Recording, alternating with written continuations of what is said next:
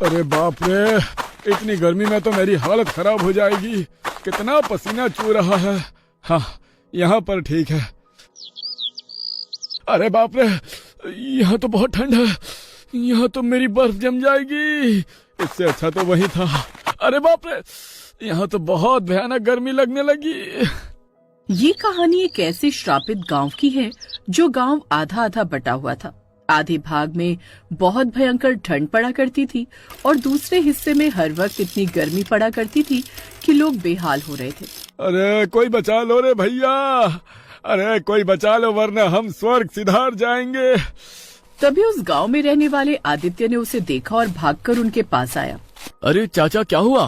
कहाँ भाग रहे हो? अरे बेटा, मैं इस गांव में रिश्तेदारी में आया था, लेकिन जब से आया हूँ परेशान हो गया हूँ। इधर आता हूँ तो गर्मी, उधर जाता हूँ तो ठंडी। इतने में आदित्य को दूर कहीं पेड़ के पीछे एक लड़की दिखाई दी। आदित्य बिना कुछ बोले वहाँ से भाग गया। अरे बेटा सुनो तो, अरे कहाँ भाग रहे हो? अरे कोई तो मेरी मदद करो। इतना बोलकर गजोधर चाचा गांव की दूसरी तरफ भाग गए। वहीं दूसरी तरफ आदित्य भागकर पेड़ के पीछे गया तो एक लड़की उसका इंतजार कर रही थी। वो ठंड की वजह से कांप रही थी। आदित्य भी वहां पहुंचकर कांपने लगा। अरे बाप रे, इस तरफ तो कितनी ठंड है शालू। आदित्य, तुम्हारे बदन से तो पसीना टपक रहा है, फिर क्यों कांप रहे हो? यार शालू, तुम सब कुछ जानती हो, फिर भी अनजान बनने की कोशिश कर रही हो। तभी गजोधर चाचा भागते हुए उन दोनों के पास पहुंच गए और उन्हें देख लिया। अरे शालू बिटिया, क्या तुम दोनों के बीच कुछ चल रहा है? मामा, आप यहाँ क्या कर रहे हैं? घर में बैठिए, बाहर बहुत ठंड है। तुम मेरी बात को दबाने की कोशिश कर रही हो शालू। मेरे बाल ऐसे ही सफेद नहीं हुए। मैं अभी जाकर अपनी बहन को सब बताता हूँ कि तुम्हारी बेटी जवान हो चुकी है, उसकी जल्दी शादी कर दो। इतना बोलकर गजोधर वहाँ से भाग गया। इधर शालू और आदित्य दोनों परेशान हो गए। शालू, ये तुम्हारे मामा हैं? हाँ, मेरे मामा कुछ दिनों के लिए यहाँ रहने के लिए आए हैं, लेकिन जब से आए हैं तब से परेशान हैं। पर तुम तो मेरे मामा से ज्यादा परेशान दिखाई दे रहे हो। अरे यार, परेशान होने वाली बात ही है। अभी तुम्हारे मामा जाकर तुम्हारी माँ को सब कुछ बता देंगे हम दोनों के बारे में। बता देंगे तो अच्छा ही होगा, क्योंकि तुम तो हमारी शादी की बात हमारे घर में करोगे नहीं। कम से कम इसी बहाने हमारी शादी की बात तो हो जाएगी। अगर तुम्हारे घर वाले शादी के लिए नहीं माने तो? कितना नेगेटिव सोचते हो। खैर, अभी मैं जा रही हूँ, देखती हूँ घर में क्या बात चल रही है। शालू वहाँ से चली गई। आदित्य भी वहाँ से ठंड की वजह से कांपते हुए अपने गाँव वापस लौटा, लेकिन वहाँ पहुंचकर आदित्य फिर से पसीने से तरबतर हो गया। वो जैसे ही अपने गांव पहुंचा तो देखा चाय की टपरी पर बहुत सारे लड़के और आदमी परेशान बैठे थे। आदित्य, तुम जैसे लौंडों का ठीक है। गर्मी लगी तो कूद के गांव के उस तरफ, और वहाँ ठंडी लगी तो कूद के इस तरफ। अरे हम जैसे बुजुर्गों का क्या, इस गांव में कब तक ये श्राप रहेगा? अरे चाचा, क्या बताऊं, मैं खुद इसी वजह से बहुत परेशान हूँ। उस गांव का रहस्य किसी को पता नहीं था। पूरा गांव परेशान था। खैर, अगले दिन आदित्य के घर शालू के माता पिता और उसके मामा आ टपके। दीदी, यही है वो लड़का। शालू के मामा से गुस्से में ये अल्फाज सुनकर आदित्य और उसके माँ बाप हैरान हो गए। अरे क्या हुआ बहन जी, क्या किया हमारे आदित्य ने? अरे दीदी, जीजा, जल्दी से बात करो, यहाँ तो बहुत गर्मी लग रही है। हाँ भैया, बस 2 मिनट। बहन जी, भाई साहब, आपका लड़का और हमारी लड़की एक दूसरे से शादी करना चाहते हैं। दोनों एक दूसरे को बहुत पसंद करते हैं। हम सब एक ही गांव के हैं। हमें तो आदित्य पसंद है। अगर आपको हमारी बिटिया पसंद हो तो आगे की तैयारी शुरू कर देते हैं। अरे हमें भी शालू बिटिया बहुत पसंद है। तो इस तरह दोनों परिवारों की रजामंदी से आदित्य और शालू की शादी हो गई। दोनों का प्यार सफल हो गया था। इस वजह से दोनों बहुत खुश थे। लेकिन सुहाग रात पर, आदित्य, तुम्हारे घर में पंखा चल रहा है फिर भी इतनी गर्मी लग रही है। मैं तो सांस भी नहीं ले पा रही हूँ। ऐसा लग रहा है मैं आग की भट्टी में बैठ गई हूँ। मैं यहाँ ज्यादा देर नहीं रुक सकती। शालू, ये कैसी बातें कर रही हो तुम? हे भगवान, मुझसे तो अब कुछ बोला भी नहीं जा रहा। मैं यहाँ 1 मिनट नहीं रुक सकती। मैं जा रही हूँ अपने घर। शालू शादी के जोड़े में ही उतनी रात को भागते हुए अपने घर पहुँच गई। उसके सास ससुर हैरान हो गए। आदित्य, बहू इतनी रात को कहाँ चली गई? माँ, वो कह रही थी उसे गर्मी बर्दाश्त नहीं हो रही। तो तू यहाँ पर खड़ा खड़ा क्या कर रहा है? जल्दी से जा और बहू को लेकर आ, वरना गांव वाले क्या सोचेंगे। हाँ, मैं जाता हूँ। आदित्य भागते हुए शालू के पीछे पीछे गया, लेकिन तब तक शालू अपने घर के बाहर तक पहुंच चुकी थी। वहां पहुंचते ही शालू और आदित्य दोनों ठंड की वजह से कांपने लगे। बच गई आज तो मैं। शालू, ये क्या बदतमीजी है। अच्छा हुआ गांव में किसी ने नहीं देखा, वरना लोग क्या सोचते हैं। देखो, मेरी जान से बढ़कर कुछ भी नहीं है और मैं तुमसे नाराज नहीं हूँ। मैं वहाँ पर थोड़ी देर और रुक जाती ना तो मैं जलकर राख हो जाती। तुम अभी घर जाओ, कल इस बारे में बात करेंगे। आदित्य वापस अपने घर आ गया और अपने माँ बाप को सारी बात बता दी। आदित्य के परिवार ने शालू को खूब समझाया, लेकिन वो मानी ही नहीं। फिर शालू आदित्य को अकेले में लेकर गई।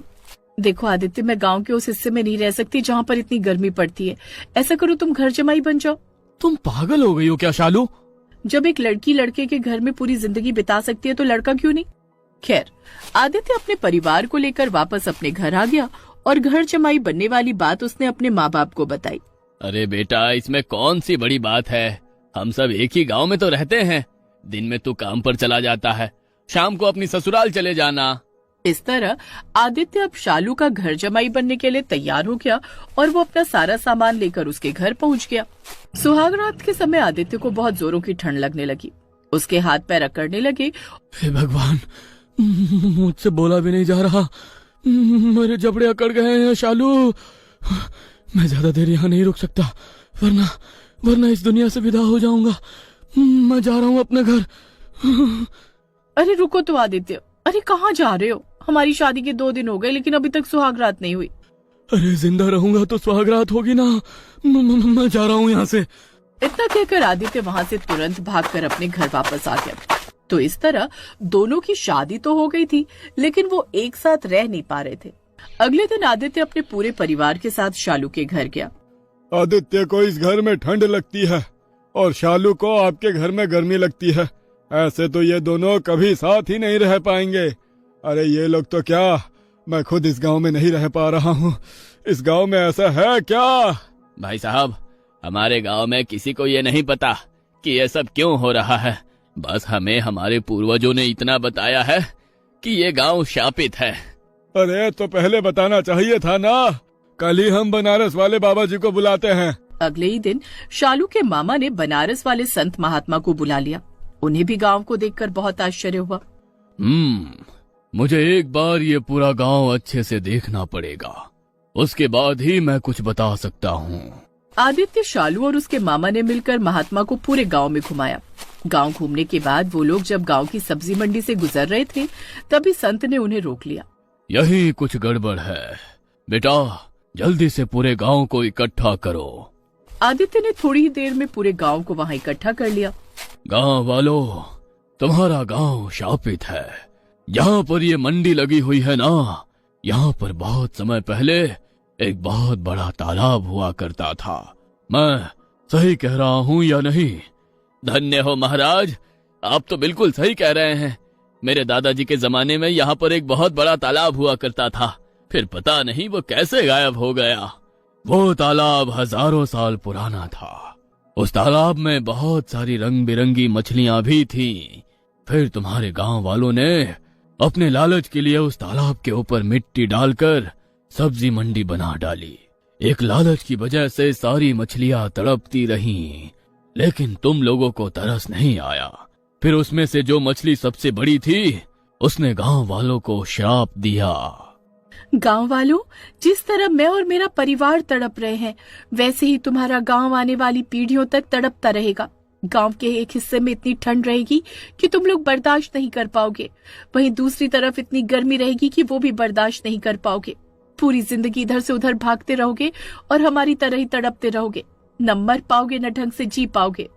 बाबा, हम अपने पूर्वजों की गलतियों की क्षमा मांगते हैं। क्या इसका कोई उपाय नहीं है? इसका उपाय बस यही है कि पूरी सब्जी मंडी को हटाकर एक बहुत बड़ा तालाब फिर से बनवाया जाए। उसके बाद आसपास गंदे तालाबों में जो मछलियां तैर रही हैं, उन्हें सुरक्षित यहाँ लाना होगा और हर दिन उन्हें खाना पीना खिलाना होगा। 1 महीने तक हर दिन हवन कराना होगा और हर दिन सभी गांव वालों को एक साथ उन मछलियों के लिए क्षमा याचना करनी पड़ेगी।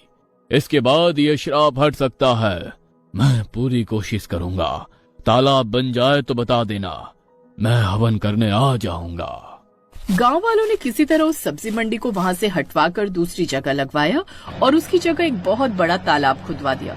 फिर आसपास जो भी गंदे तालाबों में मछलियां थी, उन्हें उठाकर ले आए और उनकी खूब सेवा की। संत महात्मा ने बहुत बड़ा हवन भी किया पूरे गांव ने मिलकर सभी मछलियों से माफी भी मांगी। हर दिन पूरा गांव यही करता था। 1 महीने बाद वो गांव श्राप से मुक्त हो गया। वहां पर भी अब हर जगह की तरह मौसम साधारण होने लगा। अब शालू आदित्य के घर खुशी खुशी रहने लगी और फाइनली उनकी सुहागरात भी हुई।